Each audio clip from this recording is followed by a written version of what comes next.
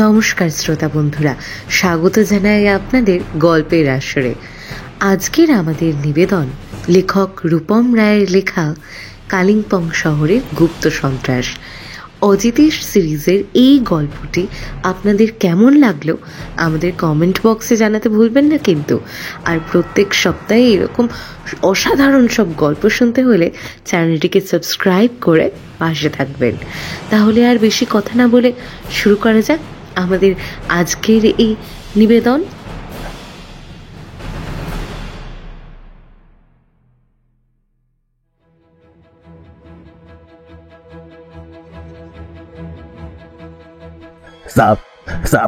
তবে কি এই অভিশাপ আমাদের ধ্বংস করবে?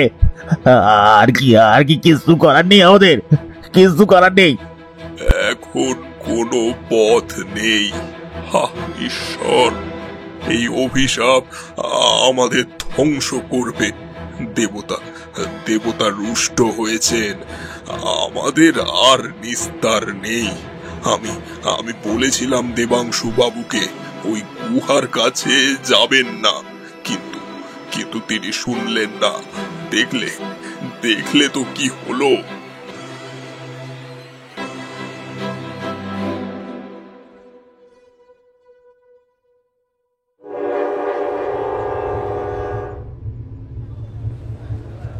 কলকাতা থেকে দার্জিলিং মেল ছেড়েছে কাল রাতে ট্রেনে ঘুমটা মোটামুটি ভালোই হয়েছে।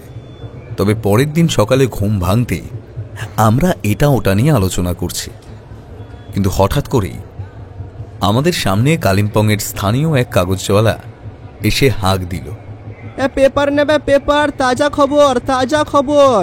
প্রত্নতত্ত্ববিদ দেবাংশু চক্রবর্তীর রহস্যজনক মৃত্যু। পেপার নেবে পেপার, তাজা খবর। কাগজটা যে অজিতেশ কিনতো সেটা আমি ভালো মতোই জানতাম। ট্রেন ছুটে চলেছে দুর্বার গতিতে।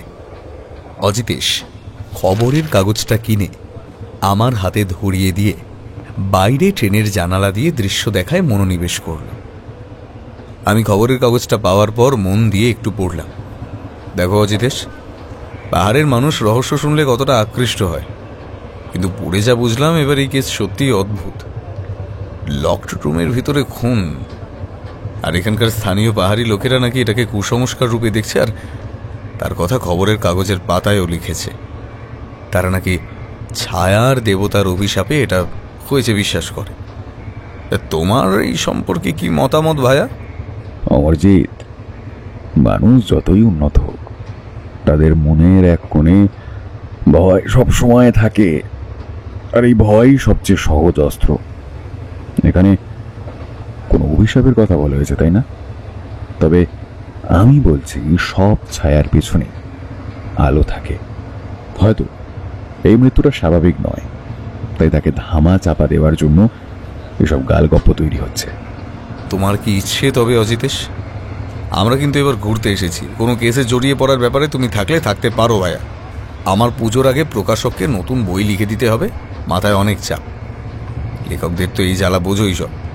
তবে আমি নিশ্চিন্তে পাহাড়ে বসে এবার নিজের নতুন উপন্যাসটা শেষ করব, এটাই ইচ্ছা। আরে সে তুমি লেখো না, কিন্তু আমার আর খালি বসে থাকতে একদম ভালো লাগছে না এখানে এসে।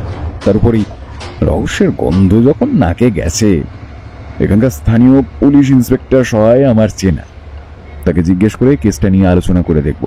যদি দেখি জটিল কিছু, তবে নিশ্চয়ই এগোনো যাবে। কালিম্পংয়ে পৌঁছে আমরা প্রথমে হোটেলে গেলাম। সারা রাতে ট্রেনের ধকল যাবার জন্য সেদিনটা বাইরের মনোরম দৃশ্য উপভোগ করে কাটালাম। অজিতেশ কিন্তু এর মধ্যে থানায় ফোন করে সব খোঁজ খবর নিয়ে নিয়েছে এই কেসটা সম্পর্কে, আর ইন্সপেক্টর সহায় নাকি তাকে বিষয়টা খুঁটিয়ে দেখার অনুমতি দিয়েছে। তাই বলা যায় অজিতেশ নিজের মতো কাজ করবে। আমি যতই বলি যে আমি লেখার কাজে ব্যস্ত থাকব, কিন্তু অজিতেশের সঙ্গে কোনো কেসের কাজে জড়িয়ে পড়াটা আমায় আলাদা একটা আনন্দ দেয়। তাই ওকে একা আমি ছাড়ব না।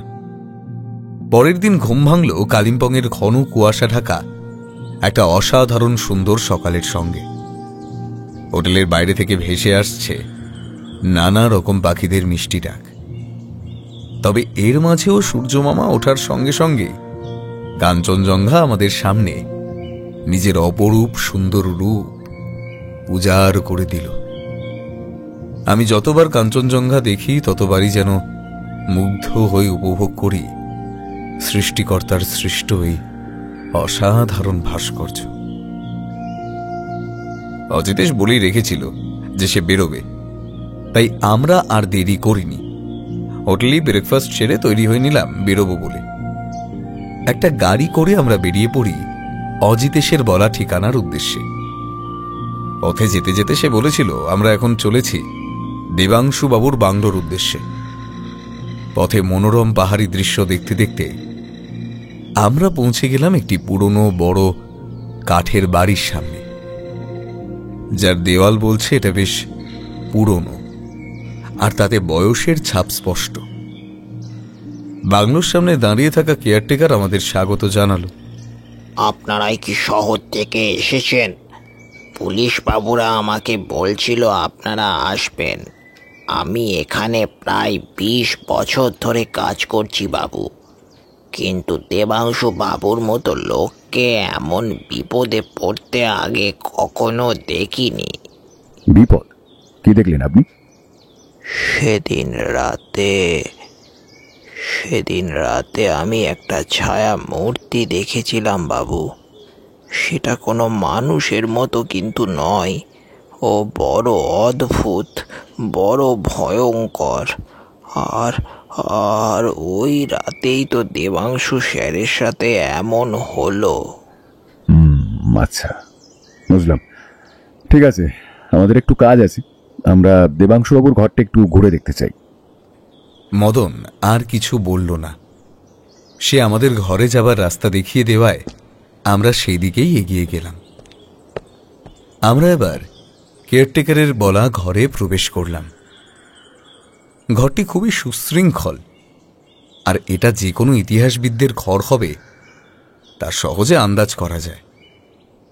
চারিদিকে ইতস্তত বহু প্রাচীন বই এবং পুঁথি ছড়ানো ছেটানো রয়েছে, কিন্তু এর মাঝেও কিছু অস্বাভাবিকতা স্পষ্ট, যেমন জানালার কাচ ভাঙা, ডেস্কের উপর কিছু নোট, একটি মানচিত্র এবং একটি চিঠি।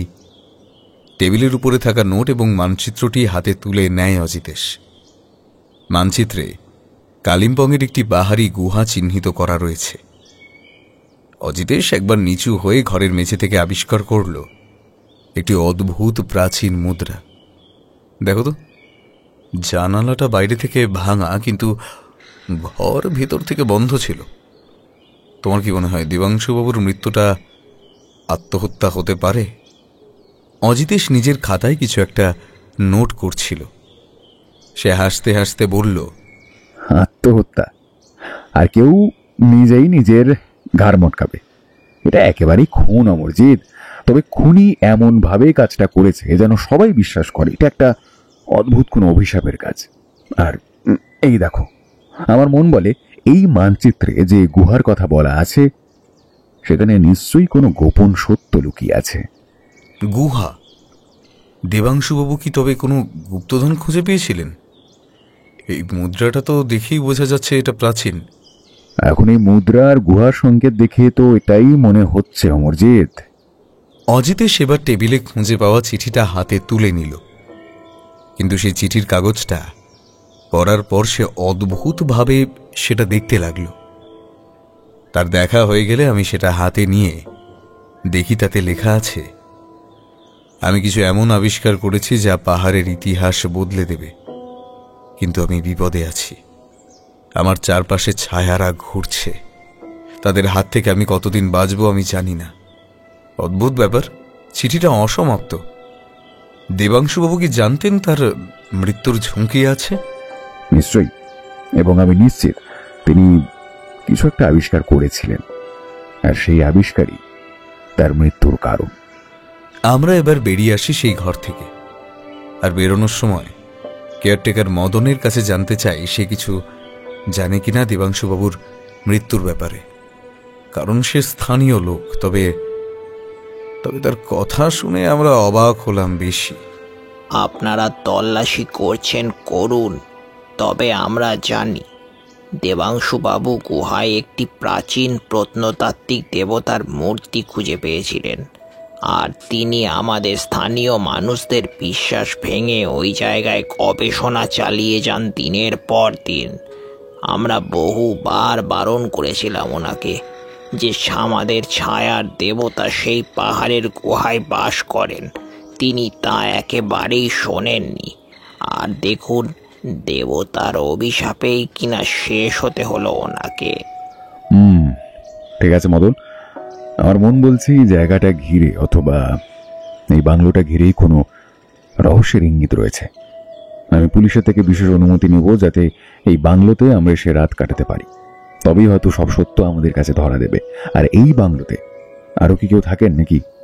থাকেন বই কি, দেবাংশু সাহেবের সেক্রেটারি থাকেন এখানে। তবে উনি এখন একটু বেরিয়েছেন। কাল এলে হয়তো আপনারা ওনার সঙ্গে দেখা করতে পারবেন।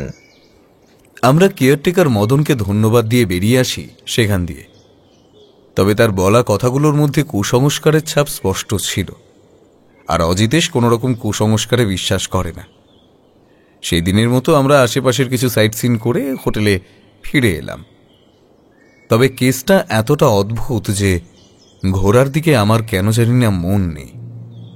আগের দিন রাতেই অজিতেশ ইন্সপেক্টর সহায়কে বলে রেখেছিল আমাদের সে বাংলোতে থাকার কথা, কিন্তু তাতে আপত্তি জানাননি। বরং তিনি অত্যন্ত খুশি যে অজিতেশ এই তদন্তের ব্যাপারে তাদের সাহায্য করছে। পরের দিন সকাল হতেই আমরা গাড়ি নিয়ে বেরিয়ে পড়লাম কালকের দেখা দেবাংশুবাবুর বাড়ির উদ্দেশ্যে। মদন কেয়ারটেকার অতি যত্নের সঙ্গে একটা নিচের ঘরও খুলে দিল আমাদের থাকার জন্য। অজিতেশ ওকে চা আনতে বলার সঙ্গে সঙ্গেই সে বেরিয়ে গেল। আমি যতই বাংলোটাকে দেখছি ততই অবাক হচ্ছি। এত সুন্দর বাংলো বাড়ি যদি আমার মতো লেখকের হতো তবে সাহিত্য চর্চা কতই না সহজ হয়ে যেত। এত সুন্দর পরিবেশ, তার সঙ্গে পাখিদের কলতান, সামনে সুন্দর কাঞ্চনজঙ্ঘা এবং পাহাড় শৃঙ্গের মনোরম দৃশ্য যেন যেন চোখ জুড়িয়ে যায়। আনমনে জানালা দিয়ে তাকিয়েছিলাম। ঠিক এমন সময় আমাদের ঘরে প্রবেশ করলো বয়স 25-26-এর একটি মেয়ে। আগেই জেনেছিলাম তার নাম রোহিণী সেনগুপ্ত। দেখে তো বেশ শিক্ষিত এবং বুদ্ধিদীপ্ত বলেই মনে হলো। গায়ের রং ফর্সার দিকে, শরীর মেদবিহীন। পাহাড়ি মেয়েরা বোধ করি এতটাই সুন্দর হয়। কিন্তু এখন এই সকালেও মেয়েটার চেহারায় গভীর ক্লান্তি এবং অস্থিরতার ছাপ স্পষ্ট। আমাদের কিছু বলার আগেই সে বলল, স্যার, আপনারা এসে ভালোই করলেন। আমি আমি খুব ভয় পাচ্ছি। দেবাংশু স্যার আমাকে বলেছিলেন তার আবিষ্কার পাহাড়ের ইতিহাস বদলে দেবে, কিন্তু তারপর থেকেই তিনি অদ্ভুত সব আচরণ করতে শুরু করেন। তিনি বারবার বলতেন কেউ তাকে অনুসরণ করছে, কিন্তু কিন্তু আর শেষ রক্ষা হলো কই। তুমি কি জানো তিনি ঠিক কি নিয়ে কাজ করছিলেন? আর একটা গুহার ম্যাপ আমরা পেয়েছি। তাই তুমি যদি এইটার ব্যাপারে কিছু আলোকপাত করতে পারো। এই গুহাটি, এখানে তো অনেক প্রাচীন এক গুপ্তধনের অস্তিত্ব আছে শুনেছি। দেবাংশু স্যার বলতেন এটি শুধু ধন সম্পদের বিষয় নয়, এটি ইতিহাস এবং লোককথার মধ্যে লুকিয়ে থাকা সত্যও প্রকাশ করবে। রোহিণী, তুমি কি মনে করো কেউ কি দেবাংশুবাবুকে হত্যা করেছে আবিষ্কার বন্ধ করার জন্য? রোহিণী মাথা নিচু করে বলল, হয়তো, আমি নিশ্চিত নই, তবে তার মৃত্যু স্বাভাবিক মোটেই ছিল না। তুমি তো প্রফেসর দেবাংশুর সাথে এর আগেও ওই গুহাতে কাজ করতে গেছো আশা করি। আমাদের কাল কি সেখানে তুমি নিয়ে যেতে পারো একবার? কেন নয়, তবে এখানে স্থানীয় লোকেরা ওই গুহাটিকে অভিশাপের চোখেই দেখে। তারা দেবাংশুবাবুকে ওখানে যেতে মানা করেছিল। আর আপনারা সেটা শুনেও সেখানে যাবেন? কোনো ভীতিমূলক কুসংস্কার এ সত্যান্বেষী অজিতেশ বক্সী অন্তত বিশ্বাস করে না। তবে আমার কাজ সত্য অনুসন্ধান, তাই আমায় সেখানে যেতেই হবে। সেখানে হয়তো এমন কিছু আছে যা এই মৃত্যুর রহস্যকে আমাদের সামনে তুলে ধরবে। আমরা ঠিক করি পরের দিন সকাল সকাল আমরা বেরিয়ে পড়ব সেই গুহার সন্ধানে, এবং রোহিণী আমাদের সঙ্গে যাবে। অজিতেশের কাছে রিভলভার আছে, তাই কোনো বিপদ ঘটলে সেটা যে কাজে লাগবে তা আমি বুঝতে পারছি। সেদিন আর তেমন কিছু ঘটেনি, তবে রাতে বাংলোর পরিবেশ যেন আরো বেশি অদ্ভুত রকমের থমথমে হয়ে ওঠে। হয়তো পাহাড়ের রাত নামে এইরকমই নির্জন ও নিশ্চুপ। আমাদের রাতের খাওয়া দাওয়া মোটামুটি শেষ করে আমরা সেই দিনের মতো শুয়ে পড়লাম। তবে কেন জানি না, রাতের বেলা হঠাৎ করেই আমার ঘুমটা গেল ভেঙে। আমার ঘুম এমনিতেই পাতলা, কিন্তু এমন সময় আমার চোখ গেল জানালার দিকে। অন্ধকার ঘরের বাইরে বন্ধ জানালার দিকটা রাস্তার আলোতে একটু আলোকিত। ঠিক এমন সময় কুয়াশার মধ্যে বাংলোর পেছন থেকে ভেসে আসা পায়ের আওয়াজ হঠাৎ করেই আমার কানে ধরা দেয়। আমি বুঝতে পারলাম একটা অন্ধকার ছায়ামূর্তি আমাদের জানালার কাছে যেন আড়ি পাচ্ছে। আমি ঘুমকাতুর চোখে অজিতেশকে একটু ফিস ফিস করে ডাকলাম, অজিতেশ, অজিতেশ, ওঠো। বাইরে জানালার দিকে কেউ একটা বাংলোর আশেপাশে ঘোরাফেরা করছে। আমি জানালার দিকে একটা ছায়ামূর্তি দেখতে পেলাম। অজিতেশ ঘুম চোখে ছিল। সে একটু ইতস্তত হয়ে উঠে বসল, আর সঙ্গে সঙ্গে পেছনে জানালার দিকের ছায়ামূর্তিটা যেন আড়ালে সরে গেল। জানালার দিকে শুকনো পাতার খড়খড় শব্দও যেন কানে এলো আমার। ঘরের মানুষ যে জেগে উঠেছে সেটা টের পেয়েই বাইরের ছায়ামূর্তিটা পালিয়ে গেছে। অজিতেশ ঘুমকাতর স্বরে বলল, তুমি বাইরে জানলার কাছে কাউকে কি দেখতে পেয়েছো অমরজিৎ? আমি নিজের মাথাটা উপর নিচ নেড়ে বুঝিয়ে দিলাম, হ্যাঁ। আমি জানতাম কোনেরা নিশ্চয়ই আমাদের গতিবিধি নজরে রাখছে। ওরা মনে করছে আমরা দেবাংশু বাবুর গবেষণার খুব কাছে কাছে পৌঁছে গেছি। তাহলে এবার কি করবো অজিতেশ? অত তাড়াহুড়ো করার কোনো দরকার নেই। ওরা যতই লুকাক, আমরা সময় এলে ওদের মুখোশ খুলে দেব। কাল সকালে গুহায় যেতে হবে। এখন ঘুমাও অমরজিৎ, ঘুমাও, ভালো করে ঘুমাও।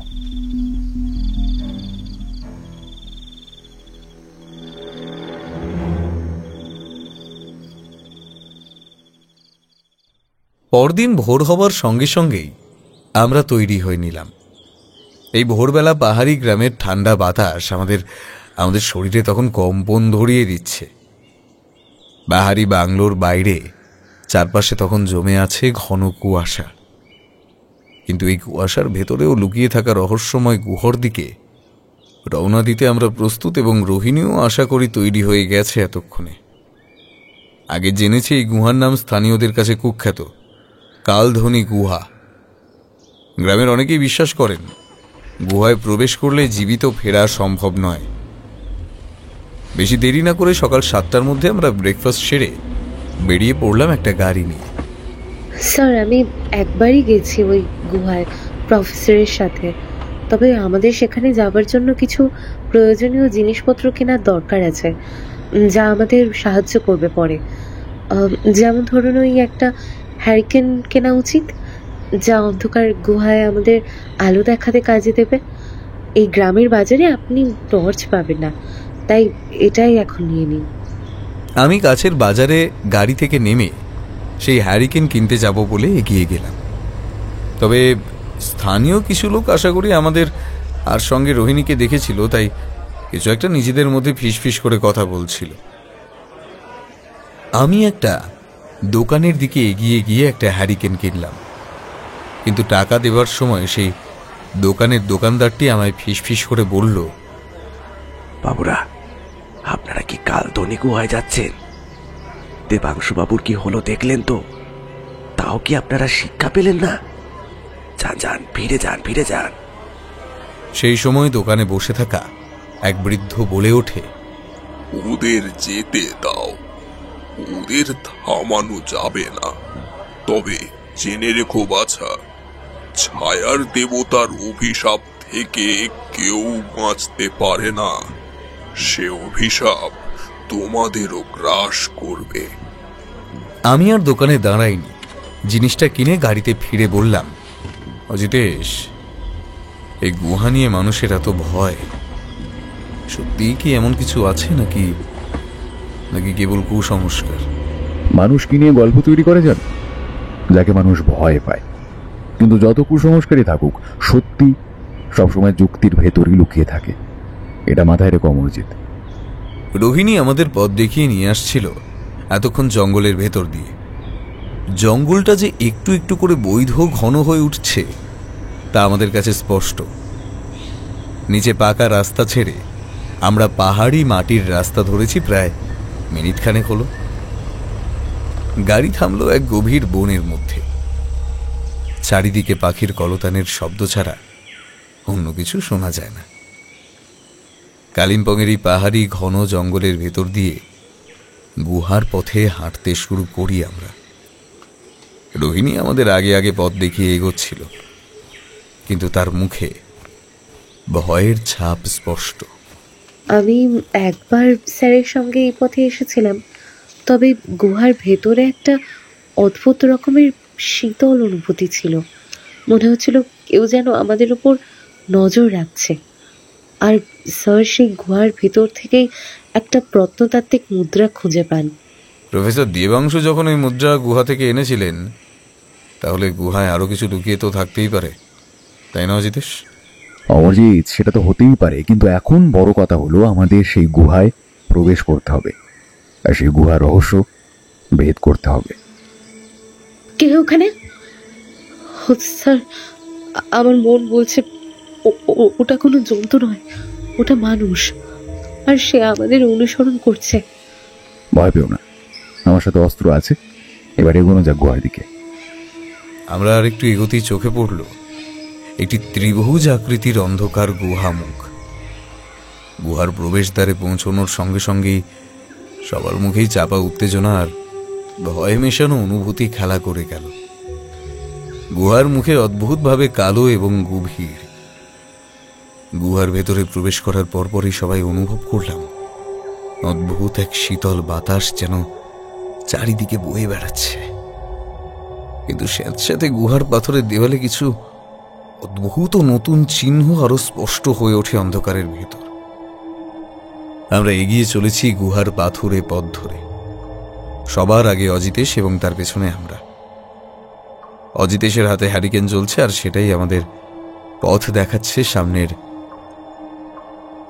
গুহার গভীরতা বাড়ার সঙ্গে সঙ্গে পথ আরো সংকীর্ণ হয়ে উঠেছে।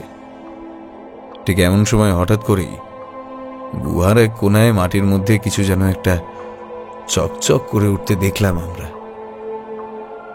অজিতেশ সেই জিনিসটা হাতে তুলে দেখল, আমরাও দেখলাম। এটা তো হুবহু একটা মুদ্রা, যে মুদ্রা প্রফেসর দেবাংশু পেয়েছিলেন কুড়িয়ে এই গুহা থেকে। কিন্তু এমন সময় ভয় কাঁপতে কাঁপতে রোহিণী বলে ওঠে, হ্যাঁ স্যার, দেবাংশু বাবু এখানে এসেছিলেন। ঠিক এখান থেকে মুদ্রা তুলতে গিয়ে কিছু কিছু শব্দ শুনেছিলেন। তারপর থেকে তিনি বারবার বলতেন, ছায়ারা আমাকে খুঁজে নেবে। আমরা এবার আরেকটু এগিয়ে গেলাম গুহার সেই পথ ধরে। তবে বেশি দূর যেতে হলো না, কারণ এবার আমাদের চোখ আটকে গেছে পাথরের দেওয়াল জুড়ে ছড়িয়ে থাকা কিছু প্রাচীন চিহ্ন দেখে, যা কোনো অজানা ভাষায় খোদাই করা। অজিতেশ, দেখো, গুহার মুখে লেখাগুলো কত পুরনো দেখাচ্ছে। রোহিণী, এগুলোর কি দেবাংশুবাবু অর্থ পুনরুদ্ধার করতে পেরেছিলেন? স্যার বলেছিলেন এটি একটি প্রাচীন পাহাড়ি রাজবংশের চিহ্ন, কিন্তু এই ভাষা প্রায় বিলুপ্ত, তাই তিনি সম্পূর্ণভাবে বুঝতে পারেননি। তবে তিনি বলেছিলেন এর মধ্যে একটি ধাঁধা লুকিয়ে আছে, আর সেটি তিনি খুঁজে বার করবেন। একদম ঠিক বলেছ রোহিণী, এই চিহ্নের পিছনে অনেক রহস্য রয়েছে যা প্রফেসর ভেদ করতে পারেননি। তবে আমরা এবার তাই করব। আমরা কথা বলছি, এমন সময় হঠাৎ গুহার ভেতরে পেছন থেকে একটি ভারী পায়ের শব্দ শোনা গেল। সেটা শুনেই আমরা সবাই চমকে উঠে পেছনের দিকে তাকাই, কিন্তু সেখানে অন্ধকারে স্পষ্ট কিছু চোখে পড়ল না। তবে ঘন কুয়াশার মতো কিছু একটা কালো ছায়ামূর্তি ধীরে ধীরে যেন আমাদের দিকে এগিয়ে আসছে। ওটা কি মানুষ না পশু? অমরজিৎ, ভয়ের কিছু নেই, আমার কাছে অস্ত্র আছে। আমরা সর্বদা প্রস্তুত যে কোনো বিপদের মোকাবিলা করার জন্য। কিন্তু গুহার ভেতর সেই অদ্ভুত ছায়ামূর্তির উপস্থিতি যেন আধারকে গাঢ় করে তুলেছে আরো। এই মুহূর্তে আমার যেন মনে হলো আমরা এই গুহায় অন্ধকারে আটকা পড়েছি। ধীরে ধীরে ছায়ামূর্তিটি পরিষ্কার হতে থাকে এবং সেটা এগিয়ে আসে আমাদেরই দিকে। কাছে আসতে বুঝতে পারি সে একজন মানুষ, তবে তার মুখে একটা কালো রঙের মুখোশ এবং পুরো শরীর একটা কালো কাপড়ে ঢাকা। তবে অজিতেশের হাতে বন্দুক ধরা থেকে লোকটা হয়তো ভয় পেয়েছে। অজিতেশ একটা হুংকার দিল, কে তুমি? এই গুহায় কি করতে এসেছো? ছায়ামূর্তিটি এবার কাঁপতে কাঁপতে অজিতেশের দিকে এগিয়ে আসে। তারপর ভয় ভরা কণ্ঠে বলে ওঠে, আমি এখানে এসেছি তোমাদের কিছু বলার জন্য। দেবাংশু স্যারকে আমি দেখেছিলাম। তুমি তুমি কি দেবাংশু স্যারকে চিনতে? হ্যাঁ, আমি চিনতাম তাকে, এবং তিনি এখানে বহুবার এসেও ছিলেন ওই গুপ্তধন খুঁজতে। কিন্তু এখানে তার মৃত্যুর আগে আমি এক অদ্ভুত বিষয় দেখেছিলাম। কি দেখেছিলে তুমি? সবটা খুলে বলো আমাদের। আমি প্রথমবার দেবাংশু স্যারের পিছু নিয়ে যেবার আসি, তখন দেখেছি তিনি গুহার এক গভীর অংশে প্রবেশ করেছিলেন, আর সেখান থেকে ভেসে আসছিল এক অদ্ভুত রকমের শব্দ, এবং সেটা ছিল অদ্ভুত রকমের ভয়ানক। আর সেটা শুনেই আমি ওখান থেকে ভয় পালিয়ে যাই। তাহলে কি এই গুহার ভেতরে আর কেউ আছে? সেটার উত্তর আমরা এখানে দাঁড়িয়ে পাবো না, রোহিণী। আমাদের গুহার আরো ভেতরে প্রবেশ করতে হবে, যেখানে প্রফেসর দেবাংশু গিয়েছিলেন। আমরা আরো এগিয়ে গেলাম গুহার আরো ভিতরে। এবার কিন্তু সেই অন্ধকার ছায়ামূর্তিটি আমাদের পেছন পেছন আমাদের অনুসরণ করে এগিয়ে চলল। আর একটু এগোতেই আমরা একটি বড় পাথরের খাঁজের সামনে এসে দাঁড়ালাম।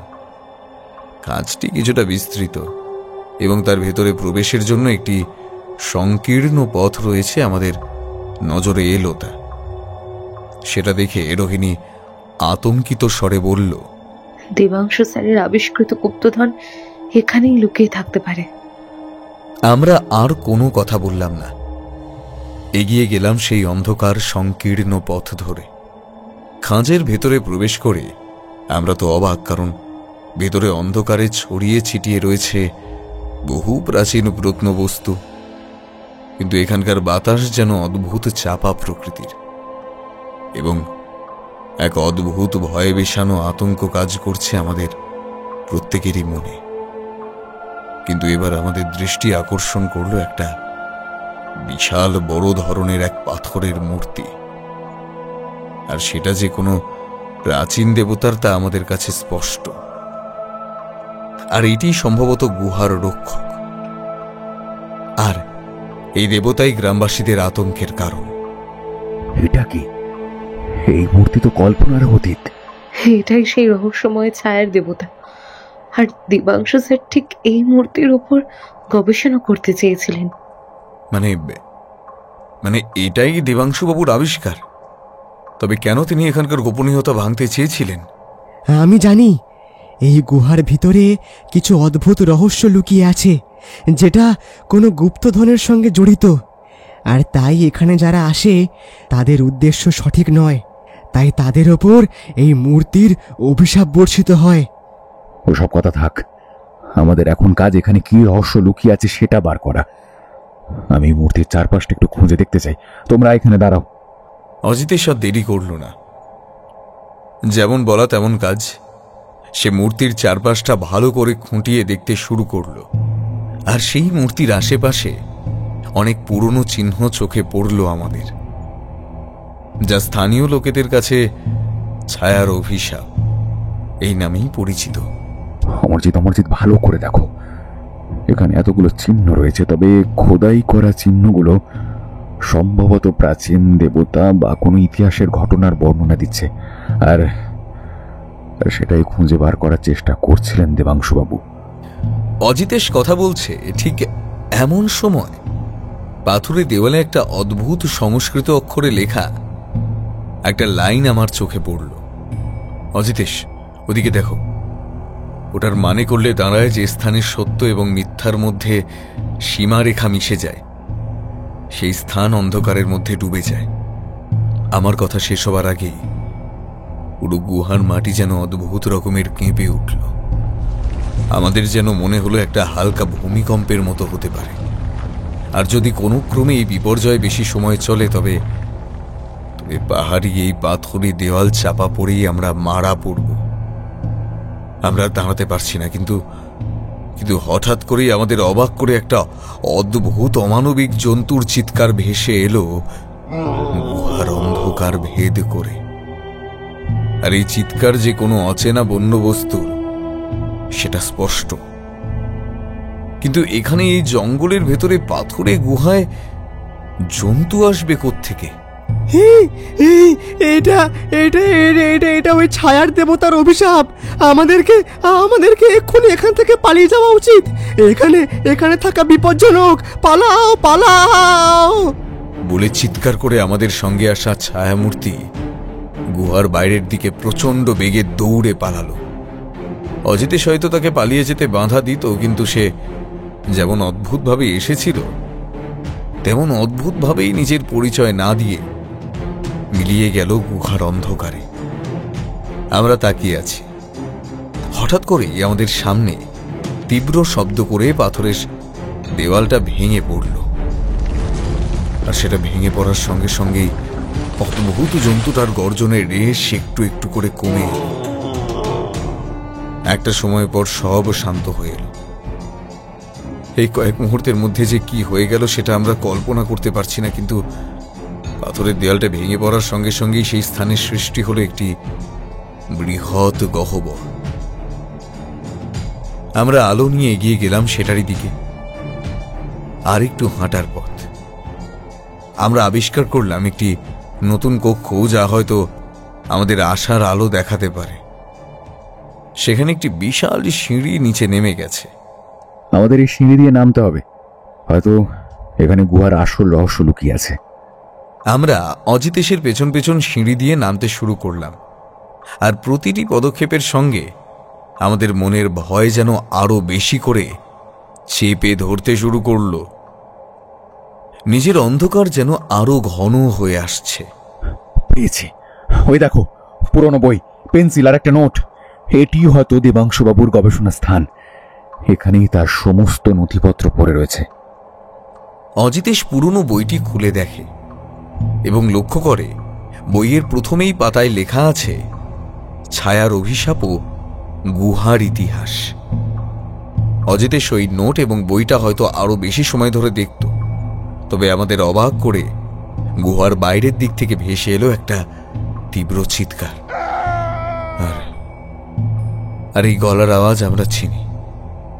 এটা আমাদের সঙ্গে কিছুক্ষণ আগে আসা ছায়ামূর্তির গলার স্বর। সে যেন প্রচন্ড স্বরে, প্রচন্ড আক্রোশে এবং যন্ত্রণায় চিৎকার করছে। সেই আওয়াজ শুনে আর দাঁড়িয়ে থাকা যায় না। আমরা তীব্র গতিতে ছুটতে থাকলাম সেই আওয়াজের উৎস লক্ষ্য করে, কিন্তু আমরা অনেকটা দূরে চলে গিয়েছিলাম গুহার। তাই সামনের সিঁড়ি ভেঙে তারপর পাথুরে ঘর পেরিয়ে যখন গুহার মুখে এসে পৌঁছলাম তখন অনেক দেরি হয়ে গেছে। কারণ যে দৃশ্য আমাদের চোখে ধরাও দিল তা আমরা কল্পনাও করতে পারিনি।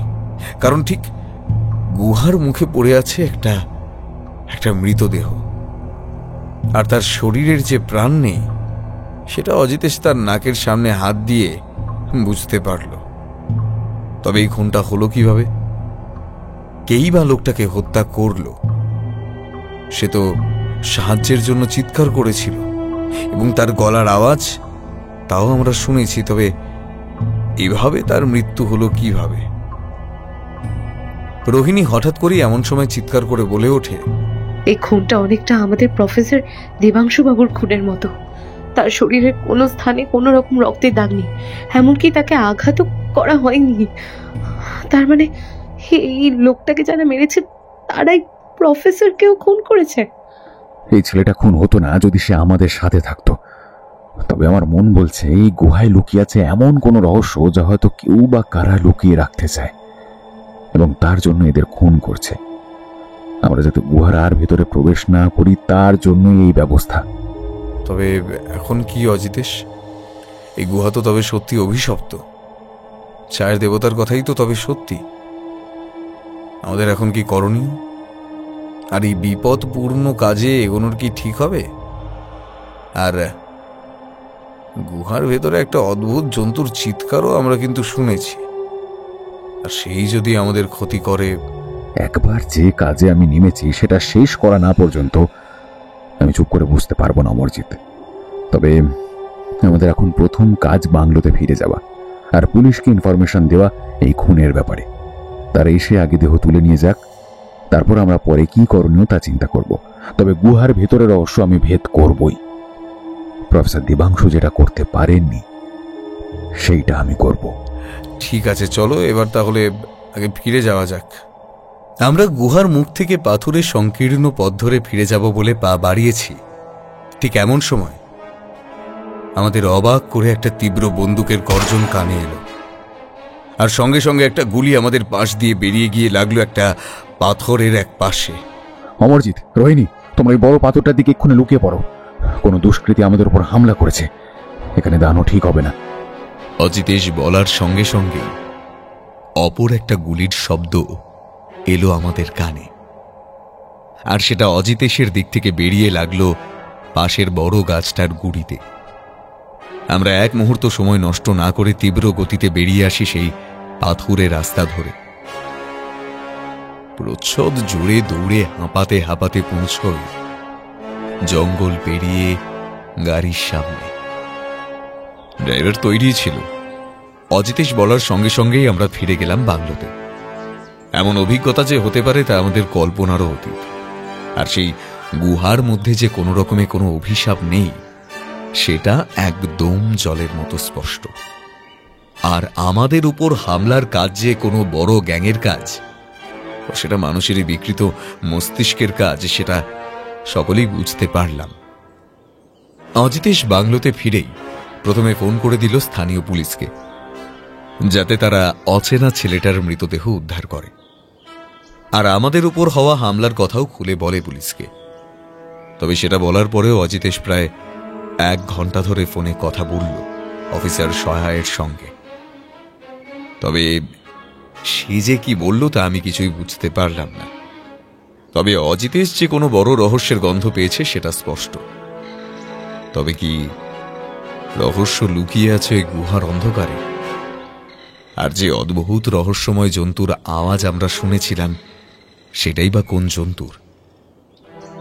অভিশাপ কি সত্যি আছে, নাকি অভিশাপের আড়ালে লুকিয়ে আছে এমন কিছু যা হয়তো বদলে দেবে ভবিষ্যৎ?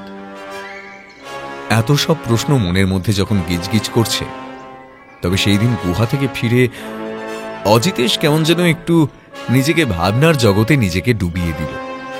আমি জানি ও এখন সমস্ত রহস্যগুলো সাজাচ্ছে নিজের মনের মধ্যে, আর এখন ওকে বিরক্ত করা একদম পছন্দ করে না। সারাটা দিন সে হয়তো পুরো ঘরে পায়চারি করতে করতে সিগারেট টেনে কাটিয়েছে, অথবা তার লাল রঙের ডায়েরিটায় কিছু একটা লিখে কাটিয়েছে। তবে সে গুহার মধ্যে পাওয়া প্রাচীন বইটাও প্রফেসর দেবাংশুবাবুর লেখা নোটগুলো খুব খুঁটিয়ে দেখেছে। তবে বেলা যখন প্রায় দুপুর 2টোর কাছাকাছি সে হঠাৎ উঠে দাঁড়িয়ে উত্তেজিত স্বরে বলল, অমরজিৎ, এতক্ষণে সব ঘটনা মোটামুটি পরিষ্কার হলো আমার কাছে। তবে কিছু উত্তর এখনো পাওয়া বাকি। ওইগুলোর উত্তর খুঁজতে পারলেই আমরা ওই পাহাড়ি গুহার রহস্য ভেদ করতে পারবো। আর তুমি জানলে অবাক হবে, ইন্সপেক্টর সহায় আমি এটা জানিয়েছেন যে ওই গুহার মুখের আগেও 3টে লাশ পাওয়া গিয়েছিল, আজ থেকে বহু মাস আগে। আমার মনে কিছু প্রশ্ন আছে, সেইগুলো একবার খুঁজতে হবে।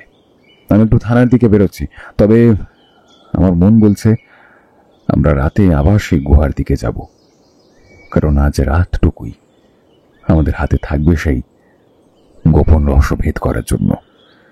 আমি ঠিক বুঝতে পারলাম না অজিতেশ কোন রহস্যের কথা বলছে, তবে আমি আর তাকে প্রশ্ন করলাম না।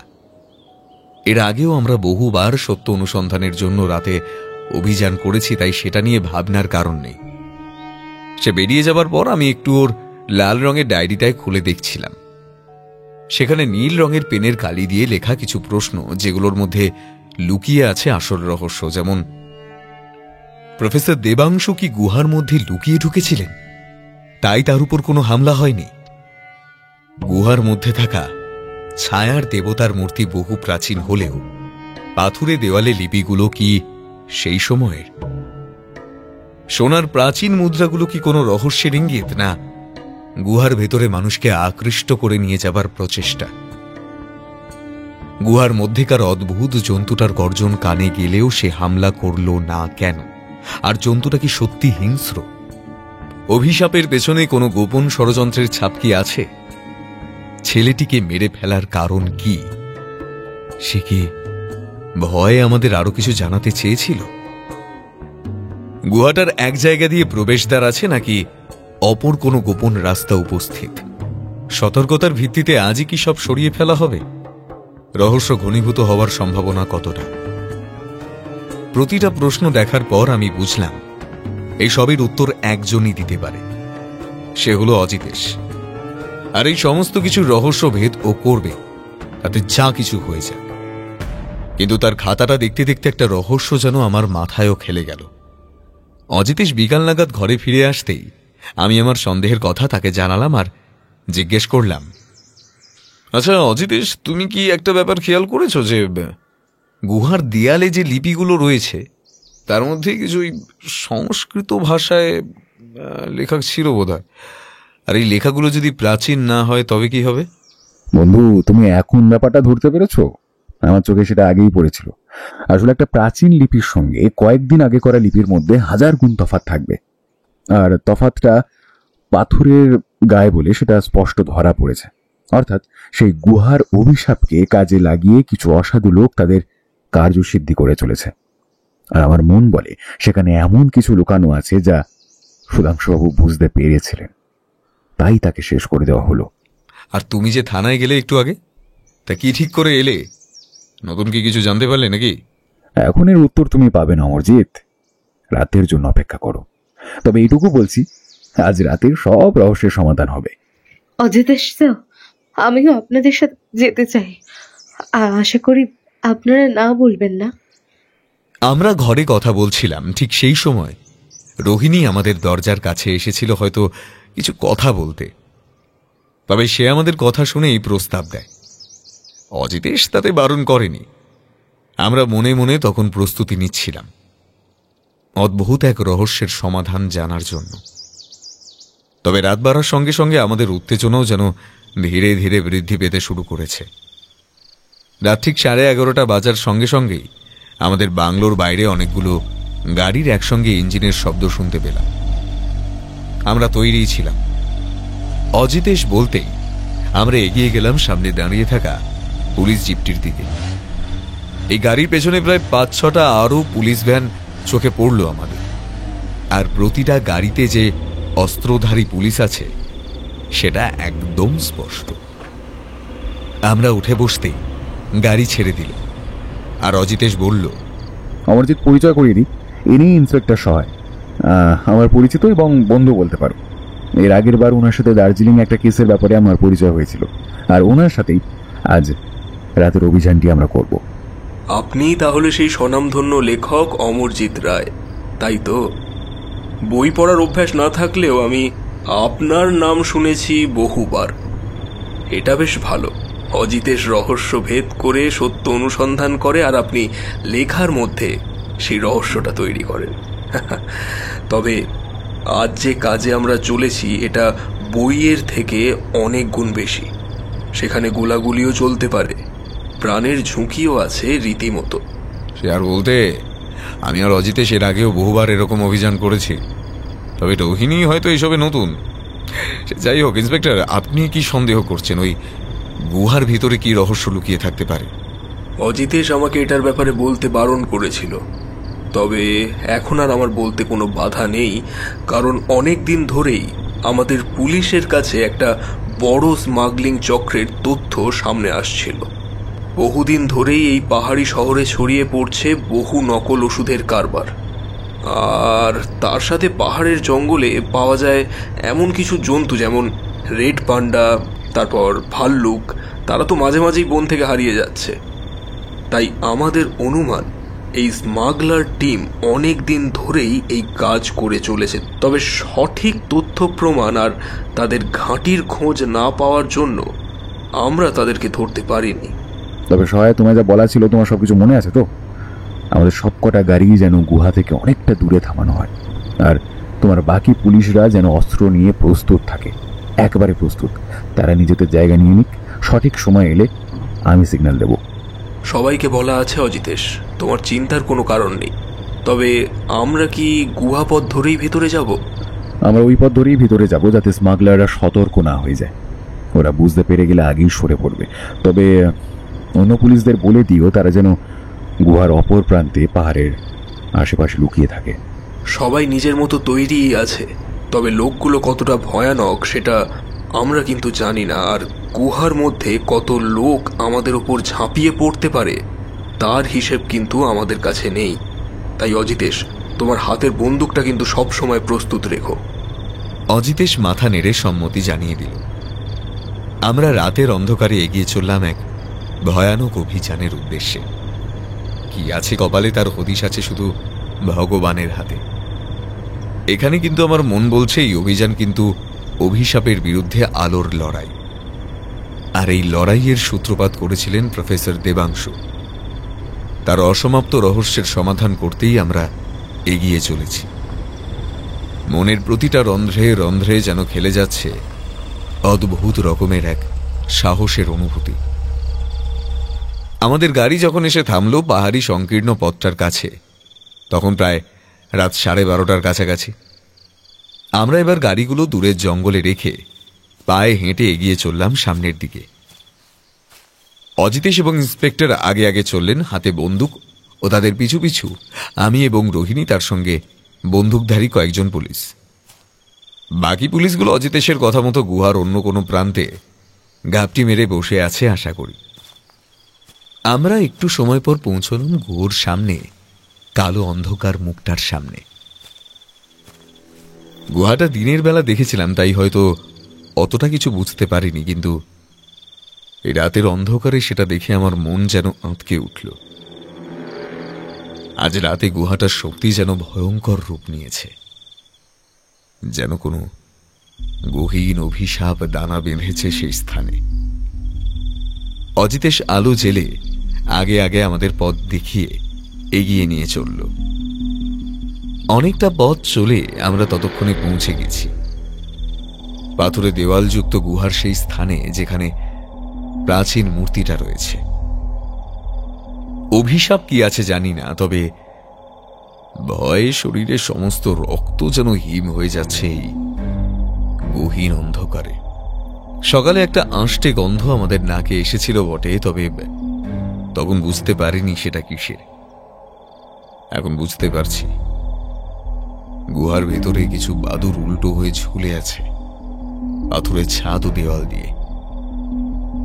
তাদের চোখ দেখলে ভয় হয়, তবে আরো একটা বন্য পচা গন্ধ যেন আমাদের নাকে ঠেকল, যেটা আমরা সকালেও পেয়েছিলাম।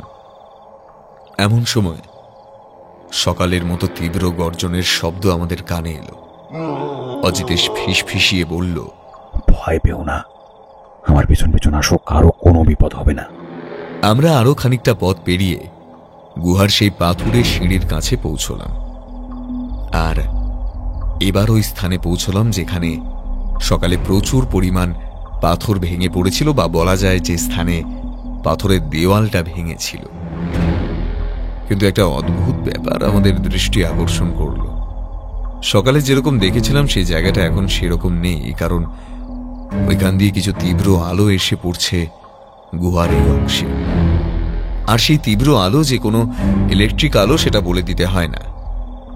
তার মানে কি মানুষ? কোনো অভিশাপ নয়, আদিম পৃথিবী কোনো বিভীষিকা নয়। এই রহস্যের পেছনেও আছে পৃথিবীর সব থেকে হিংস্র জন্তু, মানুষ। তবে অজিতেশ এবার আমাদের থামতে বলেছে, কারণ সামনে ফাটল ধরা অংশ দিয়ে দেখা যাচ্ছে দুটো ট্রাকে বোঝাই হচ্ছে কিছু বড় বড় কাঠের বাক্স। আর গুহার সেই অংশ চারিদিক পাথর দিয়ে ঘেরা, তবুও এদিক ওদিক ছড়িয়ে ছিটিয়ে রয়েছে আরো অনেক কাঠের বাক্স। আর সবচেয়ে আশ্চর্যজনক কাণ্ড হলো, যখন আমাদের চোখের সামনে দেখতে পেলাম পরপর সারি দিয়ে সাজানো রয়েছে অনেকগুলো বৃহৎ বৃহৎ খাঁচা। আর সেই খাঁচায় বন্দি কিছু অবলা জীব। তার মধ্যে রয়েছে বহু লাল রঙের পান্ডা, কিছু সাম্বার হরিণ, আর সব থেকে অবাক করা কাণ্ড, একটা মস্ত বড় খাঁচা, আর তার মধ্যে রাখা হয়েছে একটি বৃহৎ আকৃতির কালো রঙের জন্তু, যার শরীরের কালো বৃহৎ লোমগুলো জানান দিচ্ছে এ আর কেউ নয়, এটাই হলো দ্য গ্রেট হিমালয়ান ব্ল্যাক বিয়ার বা ভাল্লুক। এই জন্তু কোনোদিন চোখের সামনে দেখার সৌভাগ্য আমার হয়নি, কিন্তু ওটাকে ইহানু বন্দি দশায় দেখে মনটা খারাপ হয়ে গেল। এর মধ্যে ফিসফিস করে ইন্সপেক্টর সহায় বললেন, অজিতেশ, এখানে মোট মিলিয়ে 2টো ট্রাক রয়েছে, আর আমার চোখে যতদূর ধরা পড়ছে আশেপাশে ছড়িয়ে আছে 10 জনের ওপরে লোক। আমাদের পুলিশের লোক ওদের থেকে অনেক বেশি, তবে আমাদের এখনই হামলা করা উচিত। বেশি সময় দিলে হবে না। ওদের অতর্কিতে হামলা করলে হয়তো ওরা পাল্টা হামলা করার সাহস দেখাবে না, আর চোরাই মালটাও আমরা হাতে নাতে ধরতে পারবো। তোমার কথাই ঠিক, তবে ওদের মধ্যে যে লিডার আছে ওকে আগে পাকড়াও করতে পারলে আমাদের কাজ 1000 গুণ সহজ হয়ে যাবে। আমরা এতক্ষণ লুকিয়েছিলাম বড় ভাঙা পাথরগুলোর আড়ালে, কিন্তু কতক্ষণ এইভাবে একভাবে বসে থাকবো তা জানি না। সময় যে কিভাবে কাটছে তার হিসেব নেই। চারিদিক নিস্তব্ধ আর শান্ত। ভেতরের লোকগুলোর হালকা কথার আওয়াজ ভেসে আসছে। প্রতিটা মুহূর্তে যেন মনে হচ্ছে এক এক ঘন্টা। সময় যেন কাটতেই চায় না এই অন্ধকার গুহার মধ্যে। গুহার এক গোপন কোণে, যেখানে অনেক কাঠের বাক্সগুলো গুছিয়ে রাখা হয়েছে, স্মাগলারদের দল সেখানেই নিজেদের কার্যক্রম নিয়ে আলোচনা করছে। আমরা অত্যন্ত নিঃশব্দে ধীর গতিতে এগিয়ে গেলাম। এবার কাঠের বাক্সগুলোর পেছন দিকটা করে, যেখান দিয়ে সহজে আমাদের দেখতে পাওয়া যাবে না। তাড়াতাড়ি কর, তাড়াতাড়ি কর। আজ রাতের মধ্যেই সব মাল সরিয়ে ফেলতে হবে। পাহাড় দিয়ে আজই সব মাল এখান দিয়ে সরিয়ে নিতে হবে। আর একবার ট্রাকে উঠে বাইরে বেরিয়ে গেলেই ব্যাস, আর চিন্তা নেই, সব মাল একদম নিরাপদ। স্যার বলতে গুরু, এই পাহাড়ে ওই প্রফেসর লোকটা কি খুঁজতে এসে সব কাজ পুরো পণ্ড করে দিল। ওটার খুন হওয়ার পর থেকেই ওই পুলিশের নজর পড়েছে এইদিকে। আজ সকালেও 3-4 জন এসেছিল ওই গুহার সামনের পথ ধরে। এখানে থাকার মাল রাখা বিপজ্জনক হয়ে উঠেছে। পুলিশ যে কোনো সময় আমাদের ঠিকানার হদিশ পেয়ে যাবে, তাই তাড়াতাড়ি মালটা বের করতে হবে বস। রে, অভিশাপ আর ভুজুং ভাজুংয়ের গল্প শুনিয়ে অনেক দিন আটকে রাখা গেছে, কিন্তু আর না, ওইসব দিয়ে আর কাজ হবে না। এবার ঠিকানা পাল্টাতে হবে। আচ্ছা বস, ওই ছায়ার দেবতার গল্পটা, ওটা কি সত্যি গ্রামের মানুষ এখনো বিশ্বাস করে? আজ পালাতে পারলে কিন্তু আমরা পরে এখানে এসে আবার ঘাঁটি করতে পারবো। বিশ্বাস করার দরকার নেই, ভয় পাওয়াটাই যথেষ্ট। যতদিন গুহার চারপাশে মানুষ ছায়ার দেবতার গল্প শুনেছিল, ততদিন কেউ কোনো সন্দেহ করেনি। কিন্তু এই প্রফেসর এসেই যত গন্ডগোল করে দিল, ওকে না মেরে গুম করে দিতে হতো, বুঝলি? এই কে ওখানে? যদি কেউ আড়ি পাতার চেষ্টা করে তবে আজ সেই মরবে। খুঁজে বের কর ওটাকে। সহায় সামনে দেখো, এদের মধ্যে ওপরে 2টো লোক, ওরাই মনে হচ্ছে গ্যাংয়ের সর্দার, কারণ ওদের হাতেই ধরা রয়েছে 2টো বড় বন্দুক, আর অন্য লোকগুলো কাঠের বাক্সটাকে ট্রাকে তুলতে ব্যস্ত। আমাদের টার্গেট এখন ওই 2টো লোকই। ওরা আমাদের দেখতে পাচ্ছে না, এটাই আমাদের সুযোগ। টার্গেট করো সহায়। বদমাইশ 2টোর মধ্যে একটার পা লক্ষ্য করে গুলি চালাবে তুমি, আর অপরটার আমি। গুলিবিদ্ধ হয়ে দুজনেই পড়ে গেলে কারো কিচ্ছু করার থাকবে না, আর গুলির শব্দ শুনে বাকি পুলিশরাও আমাদের সাহায্যে এগিয়ে আসবে। তখন এরা আমাদের হাতের মুঠোয়। এটাই সঠিক সময়। যেমন বলা তেমন কাজ। কটা লোক আমাদের দিকে এগিয়ে আসছিল, কিন্তু ঠিক সেই সময় অজিতেশ এবং ইন্সপেক্টর সহায় 2 জনেরই বন্দুক একবার করে গর্জে উঠল। অজিতেশের টিপ অব্যর্থ, তবে ইন্সপেক্টরের গুলিও লেগেছে সঠিক জায়গায়। লোকগুলো তীব্র আর্তনাদ করে পড়ে গেল মাটিতে। তাদের হাতের অস্ত্র ততক্ষণে লুটোপুটি খাচ্ছে নিচে, আর মাটি রক্তে ভিজে যাচ্ছে। একটা মুহূর্তের মধ্যেই বাকি পুলিশ কখন যে এলো আর সমস্ত গুহার বাকি লোকগুলোকে ঘিরে ফেললো সেটা বুঝতে পারলাম না। তবে এখন সব শান্ত। পুলিশ পুরো গুহাটিকে ঘিরে ফেলেছে। এখন ভয়ের কোনো কারণ নেই, আমরা নিশ্চিত এখন। সেই রাতের মতো অভিযান সফল হয়েছে, তবে রহস্যগুলো রহস্যই থেকে গেছে, আর সেই রহস্যের সমাধান করতে পারবে একজনই, তার নাম অজিতেশ বক্সি। পরে বাংলোতে ফিরে এসে অজিতেশ ইন্সপেক্টর সহায়ও আমি চেপে ধরতেই সব রহস্যের সমাধান সে আমাদের খুলে বলতে বাধ্য হয়। আমি প্রথম থেকেই বলেছিলাম এই গুহায় কোনো অভিশাপ নেই, আর অভিশাপ বলে কিছু হয় না, সবই কুসংস্কার। আর গ্রামের মানুষদের মধ্যে এই কথাটা ছড়াতে পারলে তারা সেগুলোকে বেশি করে রটিয়ে দেয়, তাতে কাজ হয় অনেক। তবে এখানে আমার অবদান অনেক ছোট, কারণ প্রফেসর দেবাংশু বাবু এই চোরাচালানকারীদের ঠিকানা আগেই জানতে পেরেছিলেন। তবে তিনি সেটা কারো সামনে বলার আগেই তাকে অত্যন্ত গোপনভাবে মেরে ফেলা হয়। ওনাকে এবং আমাদের গুহার মধ্যে দেখাও একটা ছেলেকে গুন্ডাগুলো হত্যা করে একটি রাসায়নিক পদার্থের মাধ্যমে, যার নাম হাইড্রোজেন সালফাইড। আর এই গ্যাসের এক পর্যায়ে আছে যার গন্ধ প্রচন্ড বিষাক্ত, আর সেটা নাকের সামনে ধরলে যে কারো মৃত্যু ঘটবে। আর সেটাই হয়েছিল।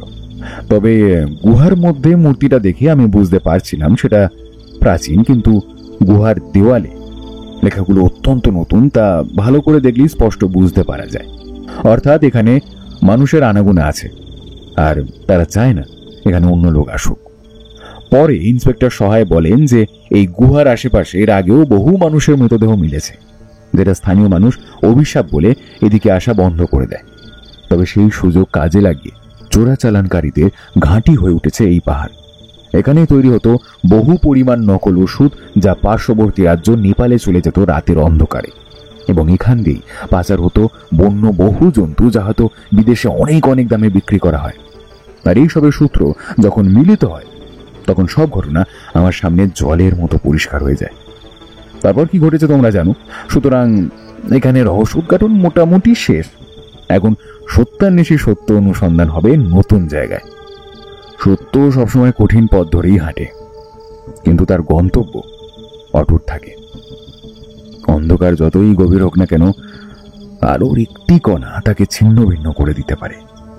মনে রাখবে অন্যায় সবসময় গোপনে থাকতে চায়, আর সত্য তার মুখোশ খুলে দেয়। আমরা যদি সাহস, সততা আর ন্যায় বিচারের প্রতি অটল থাকি, তবে কোনো ষড়যন্ত্রই আমাদের আটকাতে পারবে না।